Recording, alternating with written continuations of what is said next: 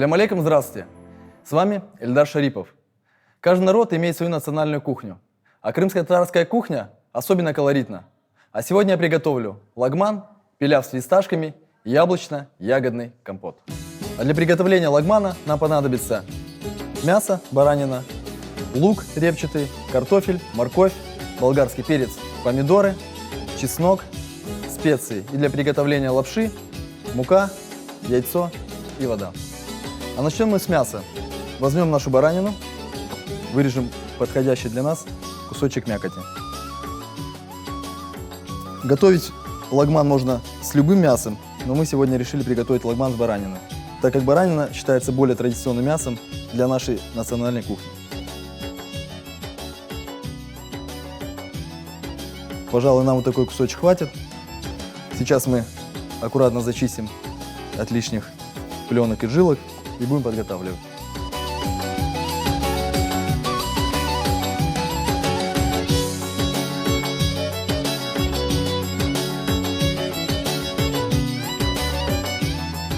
Баранину зачистили и осталось ее нарезать кубиком. Я предпочитаю нарезать кубик 2 на 2 сантиметра. Мясо при обжарке получается красивое. Овощи мы будем нарезать тоже таким кубиком. И у лагмана появляется своя эстетика. То есть крупные куски на лагман не нарезают. Многие считают лагман супом, но это ошибочное мнение, так как лагман является вторым блюдом. Он может, конечно же, быть с большим количеством бульона, может и готовится совсем с маленьким количеством бульона. А есть и вовсе жареный лагман, он имеет название хаурма лагман. Так что вариаций лагмана очень много, как вариаций с применением разного мяса. Такие же вариации можно проводить и с добавлением овощей. Страны в Азии, такие как Узбекистан, добавляют в лагман репу, кто-то добавляет корень сельдерея, кабачок. Как мне известно, корни лагмана пошли с глубины Азии, и там целая церемония приготовления лапши. Только на лапшу они тратят около 2 часов. Лапша выбивается, растягивается, лагман долго тушится, мясо и овощи имеют красивый цвет.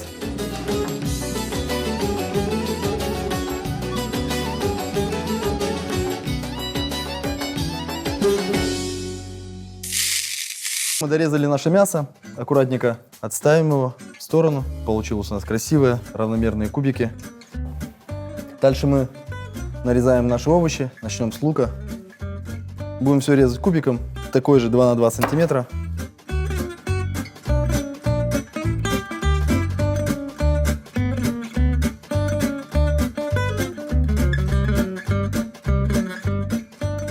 Лагман появился в нашей национальной кухне, и крымские татары практически многие считают, что это национальное блюдо.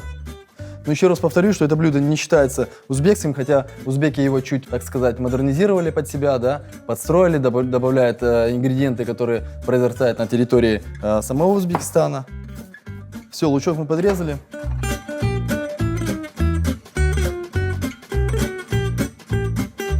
Пока отставим в сторону. И таким же образом нарезаем картофель. Такой же кубик.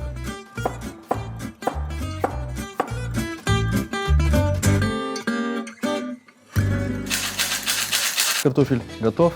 Мы также его отставим в сторону. Почему все отставляем в разные тарелочки? Термическая обработка будет происходить поочередно. Каждый овощ, каждый продукт имеет свое время приготовления, и в процессе мы будем закидывать по очереди. Дорезали нашу морковь, отставим в сторону. Мне очень нравится это блюдо, конечно же, по своему вкусу, еще по насыщенности и по разнообразию продуктов. Оно имеет красивый цвет, оно очень презентабельное и очень вкусное. Далее нарезаем перец.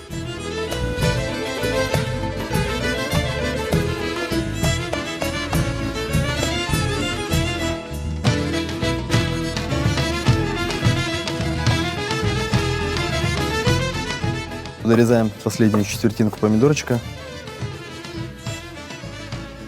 Но даже сейчас видно, как это все выглядит красиво. Целая палитра цветов. Остался чесночок. Подготовим. Можно средним сегментом. Он будет чувствоваться, но не будет ярко выраженным. Нарезали чеснок. Нам пригодится чуть попозже. Сейчас мы будем готовить лапшу, а для этого нам понадобится мука, яйцо и вода. Возьмем миску. Для лапши нам понадобится 2 стакана муки,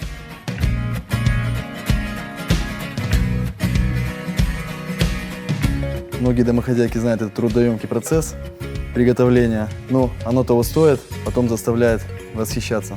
Делаем небольшое отверстие в муке, взбиваем яйцо. С яйцом тесто получится более эластичное. Потихоньку я вымешу и буду добавлять уже воды.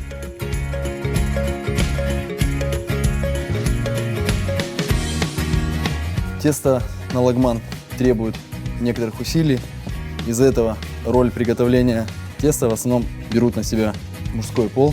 У мужчин получается хорошо, потому что тесто должно быть упругим, хорошо вымешанным. Классическое тесто готовится исключительно путем выбивания, тщательного вмешивания и формирования той самой правильной лапши, которая имеет круглую форму. Отдадим, конечно, немножко энергии этому тесту, так как мы хотим, чтобы лагман наш получился вкусным. А для того, чтобы любое блюдо получилось вкусно, надо немножко постараться. Получилось отличное тесто, упругое, эластичное. И пока оно расходится, мы накроем его аккуратненько полотенцем, отставим в сторону и начнем заниматься обжаркой мяса и овощей. Поставим кастрюлю на плиту, добавим масло. Если у вас баранина постноватая, и вы взяли переднюю лопатку, для лагмана, в принципе, подходит любая часть, потому что мясо будет тушиться. В любом случае оно будет мягкое. При долгой термической обработке мы все равно добьемся того эффекта, который нам нужен. Закидываем нашу баранину.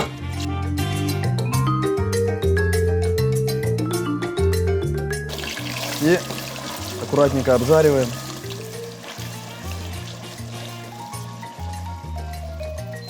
Мясо чуть обжарилось, добавляем наш лук.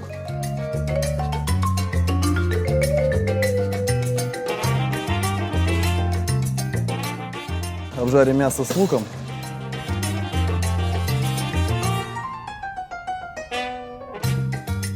Лук подрумянился, мясо обжарилось. Дальше мы добавляем воду.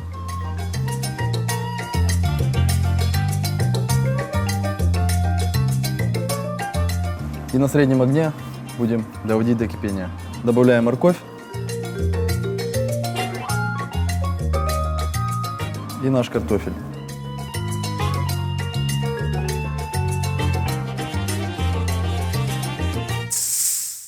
Также продолжаем тушить на медленном огне. Протушилось. Дальше мы добавляем болгарский перец.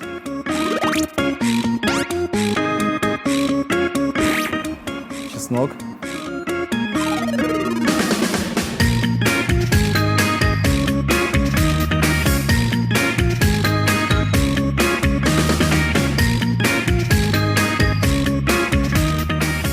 И уже можно добавлять помидоры.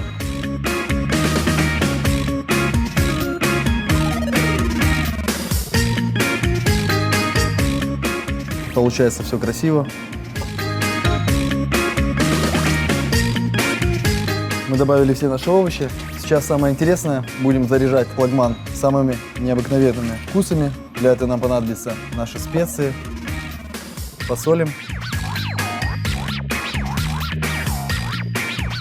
Добавим немножко красного перца. Добавим черного душистого и зиру, куда же без нее.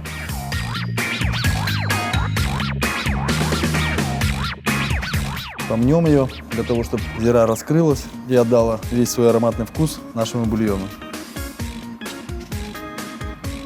Вкусно пахнет. Бульон получается красивого цвета.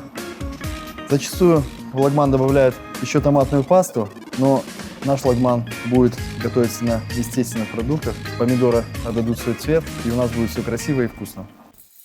Все, мы можем немножко убавить, чтобы овощи не переварились, и мы займемся лапшой. Для этого берем наше подготовленное тесто.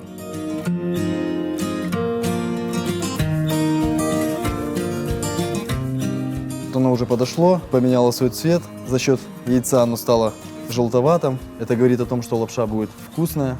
Сейчас мы сформируем тесто, вот такую колбаску.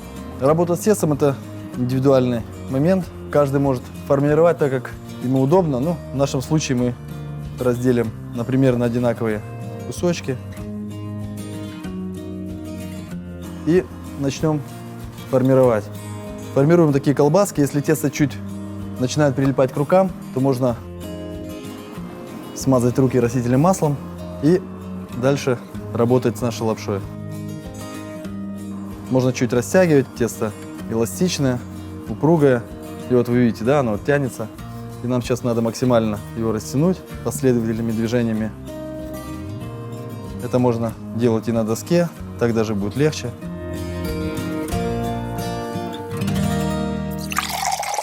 Процесс требует внимания, концентрации. Можно делать ленивую лапшу, она делается намного легче. Ее можно будет просто раскатать скалкой, аккуратненько нарезать ножом и дальше варить. Но мы хотим показать тот самый процесс, когда простое блюдо превращается в целое искусство.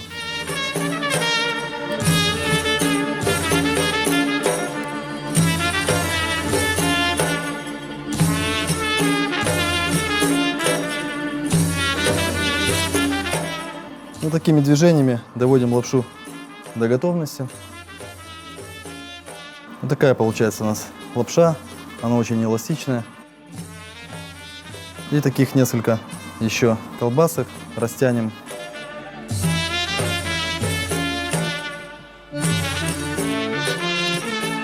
Лапшу мы доделали, вот так вот у нас она тянется. Мы аккуратненько, обильно смазали маслом. Это мы уже отставляем, у нас готово. Ставим кастрюльку.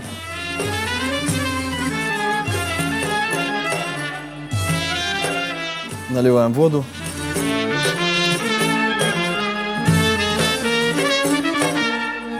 Все, наша вода закипела. Мы немножечко подсолим ее.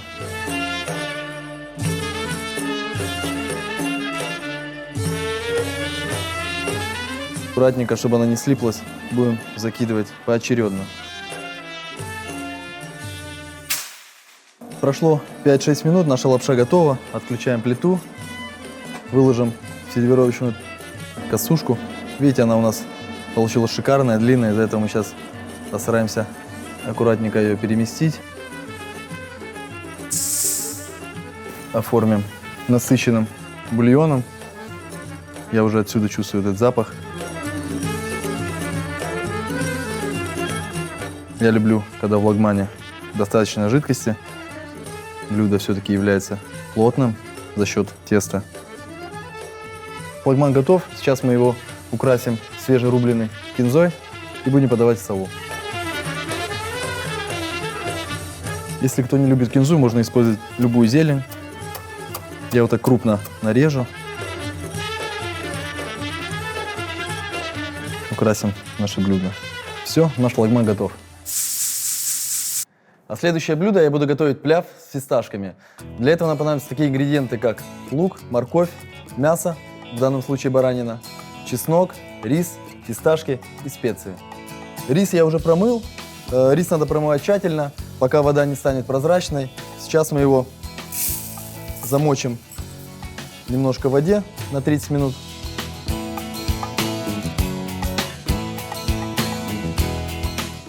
И отставим в сторону. Мясо, в принципе, у нас баранина, мякоть.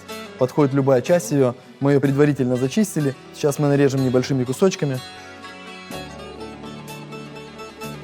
С учетом того, что мясо обжарится. Вообще история плова очень интересная. Свои корни плов берет с Средней Азии. Есть такая легенда, что плов придумали кочевники, а именно войско Чингисхана. В дальних походах они готовили его на большое количество людей, на армию. В принципе, что имеет быть правдой. Наше мясо подготовлено. Нарежем морковь.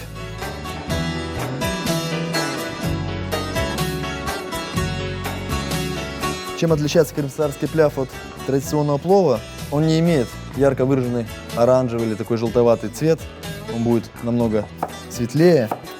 А цвет он получает за счет моркови и хлопкового масла. Но мы будем готовить на растительном масле. И моркови мы будем вложить немного.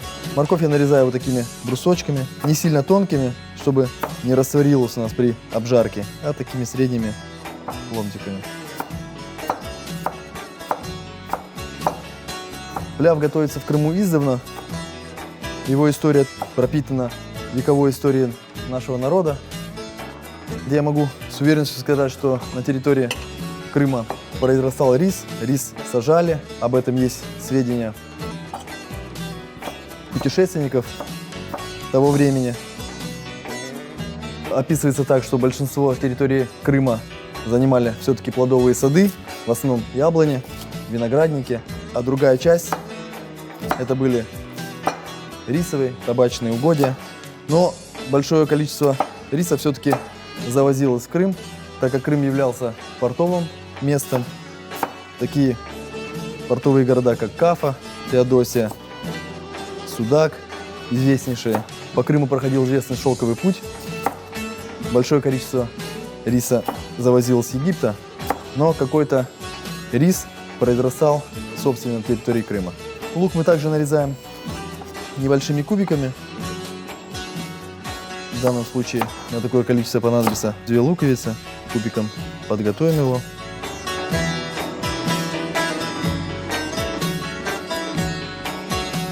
Лучок мы подрезали. Отставляем все это дело в сторону. Включаем плиту. Добавляем масло. Масла добавляем немного. Плов не должен быть слишком масляный, утопать в этом продукте. Буквально толщина 1 пальца. Масло накалилось. Обжариваем наш лук.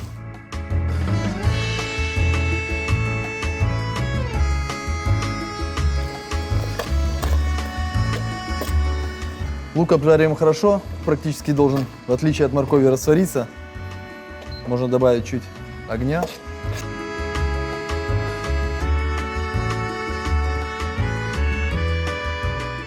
Самое время погрузить наше мясо к луку.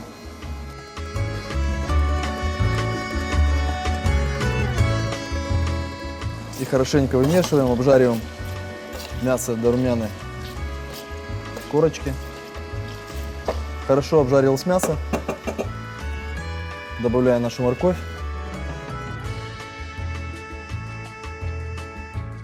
И вот на этом этапе мы добавляем фисташки.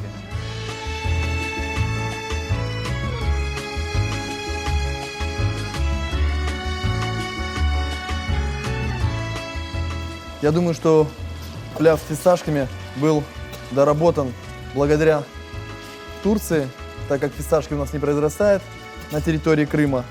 Наверное, оттуда это все дело пошло. Сейчас мы немножко еще обжарим. И морковочка у нас чуть пропассеровалась. Самое время добавить специи. Нам понадобится зира, соль и черный перец. Подперчим.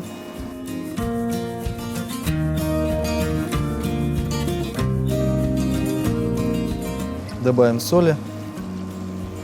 Не забываем, что еще будет рис, из-за этого подсолить можно побольше.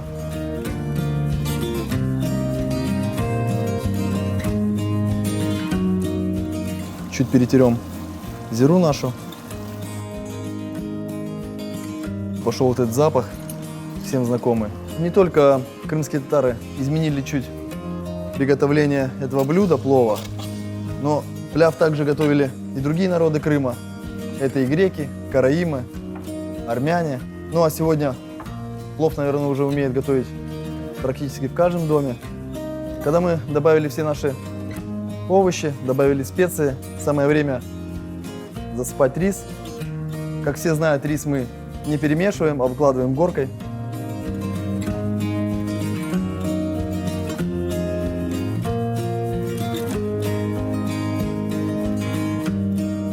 Засыпали наш рис, немножко добавили воды, буквально чуть-чуть, чтобы покрывало наш рис. Дальше убавим на медленный огонь и прикроем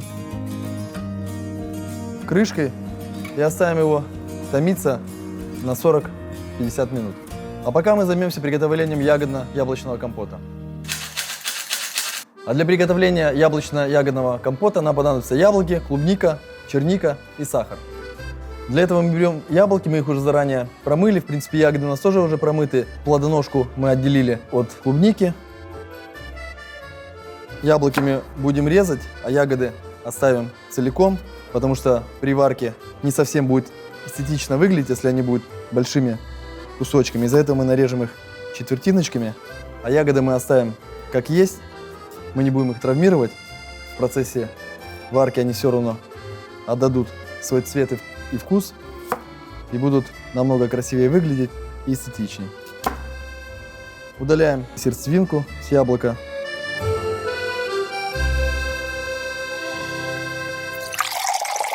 Их можно сразу погрузить в нашу кастрюльку. Все мы знаем, что компот это не является чьим-либо национальным напитком, так как все народы готовят этот вкуснейший и, главное, очень полезный напиток из тех плодов и ягод, которые произрастают на территории, на которой они проживают. Ну, а Крым очень богат вкусными, сочными плодами, и компоты варят исключительно из всего, начиная от яблок, винограда, слив, абрикос, вишни, черешни. То есть, Крым богат всеми этими плодовыми ягодами, деревьями. Все, яблоки мы поместили в кастрюльку. Ягоды наши тоже можно аккуратненько выкладывать туда же. Вы понимаете, да, какой кладезь витаминов будет находиться в этом чудном напитке. Вот так вот зальем водой. Пока мы подготавливали наш компот, у нас приготовился пляв с фисташками. И будем выкладывать в сервировочную тарелочку. Сначала выложим рис. Рис у нас получился рассыпчатый, что мы и хотели. Сейчас мы дойдем до основных ингредиентов. Немножко поработаем ложечкой. Вот так аккуратно выложим мясо сверху. Пляв, так же как плов, считается семейным блюдом. Он выкладывается по центру стола в большую тарелку.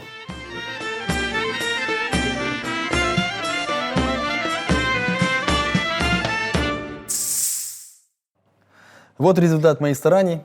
Наш пляв с фисташками готов. И теперь возвращаемся к приготовлению компота. Мы уже заранее все подготовили, залили водой. Теперь мы ставим все это дело на плиту. Сейчас вода чуть нагреется, мы добавим сахара, хорошенько вымешаем. И буквально через 15-20 минут наш компот будет готов. Компот закипел. Сейчас добавляем сахар. Сахар добавляем по вкусу. Я добавлю 4 столовые ложки. Хорошенько и аккуратно вымешаем. Ягоды побледнели, потому что они отдали весь свой цвет самому компоту. Это говорит о том, что компот уже хорошо проварился. Помешали, чтобы сахар растворился. И можно отключать. Снимаем наш компот с плиты. Переливаем его в графин. Сначала переложим яблоки и ягоды в сам графин.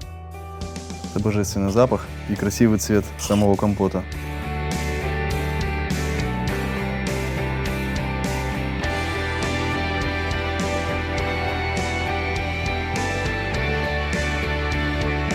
Вкусный крымский компот готов.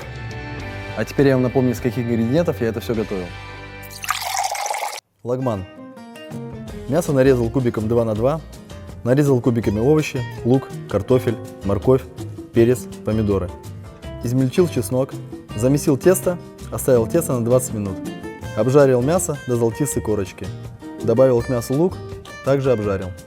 Добавил 1 литр воды, довел до кипения. В кипящую воду добавил болгарский перец, чеснок и помидоры. Все перемешал. Добавил соль и специи по вкусу. Оставил вариться на медленном огне. Из теста сформировал жгут, разделил на равные части и вытянул в лапшу. Опустил готовую лапшу в кипящую подсоленную воду. Варил около 5 минут.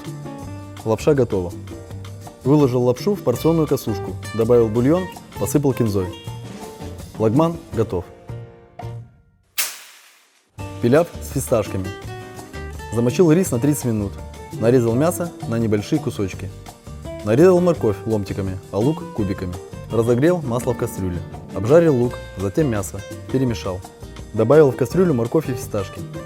И снова тщательно перемешал. Поперчил, посолил. Дополнил зирой. Засыпал горкой рис. Немного добавил воды. Оставил томиться на 40-50 минут. Пиляв с фисташками готов. Ягодно-яблочный компот. Нарезал дольками яблоки, погрузил в кастрюлю. Следом добавил клубнику и чернику. В кастрюлю налил воды. Довел до кипения, затем добавил сахар. Хорошенько помешал компот до растворения сахара. Компот готов. Спасибо, дорогие друзья, что вы сегодня были со мной. Будьте неповторимыми, подходите к приготовлению блюд с творчеством и креативом. С вами был Эльдар Шарипов. Приятного аппетита. Аштат Лоулс.